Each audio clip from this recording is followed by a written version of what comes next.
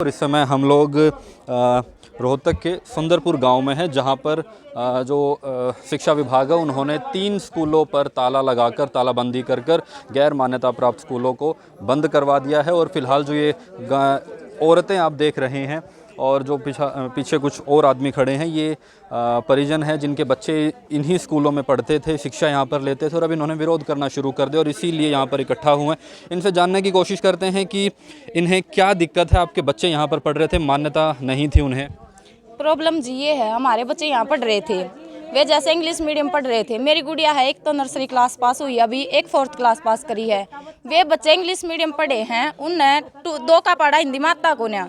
English medium 2 से लेकर उसने 25 तक कम्प्लीटेबल आमे हैं। इंग्लिश में आप उससे कुछ भी करवा लो, वो द बेस्ट है। लेकिन हिंदी में उसने हिंदी अच्छे से पढ़नी तक नहीं आती, तो मैं अपने बच्चे ने 0 से स्टार्ट हिंदी मीडियम में कैसे करवाऊंगी?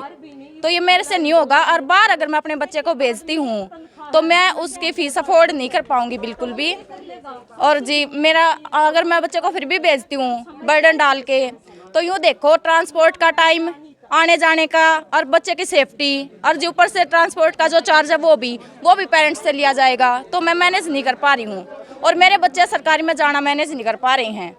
अच्छा, आप लोग सरकारी, क्या गांव में सरकारी स्कूल नहीं है क्या? अगर है तो क्या वहाँ क्या दिक्कत है आप लोगों को बच्चों को पढ़ाने में? खुद ही नहीं पढ़ना चाहते। कारण पता नहीं, बच्चे खुद मना कर रहे, उनको हिंदी मीडियम में समझ में नहीं आता सर बच्चों को, क्योंकि बच्चे बचपन से इंग्लिश मीडियम में, सरकारी स्कूल के जो टीचर्स हैं उनके बच्चे खुद प्राइवेट स्कूलों में पढ़ रहे हैं। तो हमारे बच्चे क्या है सर, हम प्रेशराइज करके हम बच्चों को सरकारी में डलवा देंगे, फिर वो पासिंग मार्क्स भी नहीं लाएंगे, तो फिर हम करेंगे क्या सर? ये ब्रांच तो जी हम खुद गांव शहर गए थे, गांव के आदमी इकट्ठे होकर, नेहरू हाई स्कूल की मान्यता है जी बिल्कुल, लेकिन उनकी लोकेशन शहर में है। तो हम आने जाने के बच्चे की सेफ्टी, आप एक बताओ 3 साल के बच्चे को हम शहर में कैसे भेजें बस में? तो हम गाँव के इकट्ठे करके होकर सर के पास गए थे कि जी आप अपनी ब्रांच ने हमारे गाँव में खोलो, और रिक्वेस्ट करके ले आया गया था। तो आप यूँ बताओ, जब गांव वाले संतुष्ट हैं, बच्चे संतुष्ट हैं, तो सरकार को क्या प्रॉब्लम थी? और बहुत सारे मुद्दे गांव के अंदर, उन पे तो किसी ने ध्यान नहीं दिया। अब आंटी बता रही थी कि गांव के पास ठेके भी हैं, गांव के जोड़ा ने देख लो, गांव की गलियां देख लो। और गांव में ठेके हैं यहाँ पर? बिल्कुल हैं जी, और वहाँ पे तो हम घूमने जाया करते, सारी लेडीज सुबह शाम, वहाँ जाना बंद हो रहा है। उन पे तो किसी ने ताला नहीं लगाया, स्कूल पे लोग लगा दिया। मेन मुद्दा है बच्चों पे, बच्चे इस स्कूल में पढ़ना चाह रहे हैं, तो आप लगा लो सर हैं? तो ये जो गांव होती है ये लगा लो, या तो फिर पेरेंट्स की बहुत ज़्यादा कंप्लेंट होती है, स्कूल को बंद होने के यही रीज़न होते हैं, या फिर स्टूडेंट्स की बहुत ज़्यादा कंप्लेंट होती है। 2 ही रीज़न होते हैं ना। जब दोनों में से कोई रीज़न ही है, सरकार एक बात बोल के बंद कर रही है कि इलीगल है, तो बच्चे यहाँ से मार्कशीट लेके आगे कॉलेजेस में एडमिशन कैसे ले रहे हैं? और यहाँ सरकारी स्कूल जितनी फीस है, हमारे लिए अफोर्डेबल फीस है। हम खुद इस ब्रांच को यहाँ लेके आए, जब ग्रामीण इस चीज़ से सेटिस्फेक्शन रखते हैं, जब ग्रामीण खुद इस ब्रांच को यहाँ लेके आए, तो सरकार से इसको क्या आपत्ति हो सकती है सर? तो जो शिक्षा विभाग है, क्या उसने कोई वैकल्पिक रास्ता नहीं आप लोगों को दिया इस स्कूल को?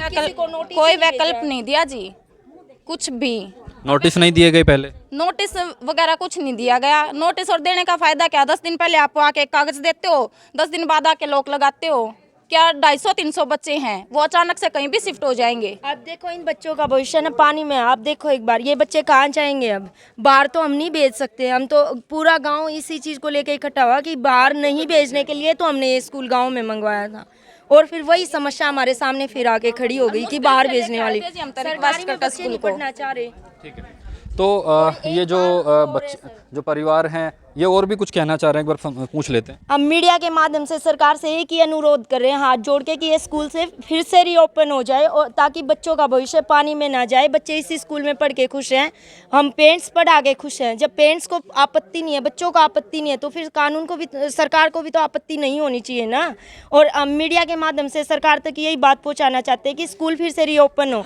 अगर नहीं होंगे तो फिर आक्रोशित ग्रामीण फिर रोड जाम करेंगे, फिर सरकार के, फिर इसके लिए सरकार खुद जिम्मेदार होगी। अब हम हाथ जोड़ के अनुरोध कर रहे हैं डीसी साहब से भी, शिक्षा विभाग से भी, कि स्कूल रीओपन हो।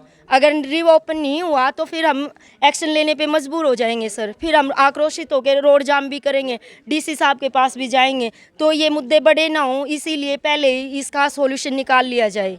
तो ये जो गांव सुंदरपुर गांव के कुछ लोग हैं यहाँ पर इकट्ठा हुए हैं और इस बात का विरोध कर रहे हैं जो शिक्षा विभाग ने जो डिसीजन लिया है गैर मान्यता प्राप्त स्कूलों को बंद करने का, ताला लगाने का। इनका कहना है कि इनका सामर्थ्य नहीं है कि ये किसी प्राइवेट स्कूल में इनके बच्चों को पढ़ाएं या जो इनकी कैपेसिटी नहीं है फाइनेंशियली कि ये बाहर प्राइवेट स्कूल में या रोहतक शहर में भेजें।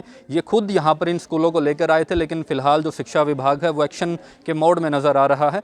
और एक बार फिर से आपको ये ताला दिखा देते हैं जो ये शिक्षा विभाग ने ये जो कोचिंग इंस्टीट्यूट पर जो ताला लगाया है। फ़िलहाल इसमें देखना होगा कि जो सरकार है, जो शिक्षा विभाग है, वो क्या फर्दर एक्शन लेता है। ये ग्रामीण भी हैं, ये गांव वाले हैं, अपने बच्चों के साथ उनसे मुलाकात करेंगे और ये चाहते हैं कि सरकार इसमें उचित एक तरह से वैकल्पिक रास्ता इनको ज़रूर दिखाए। अंकुर चौधरी, सुंदरपुर गांव, रोहतक मिरर।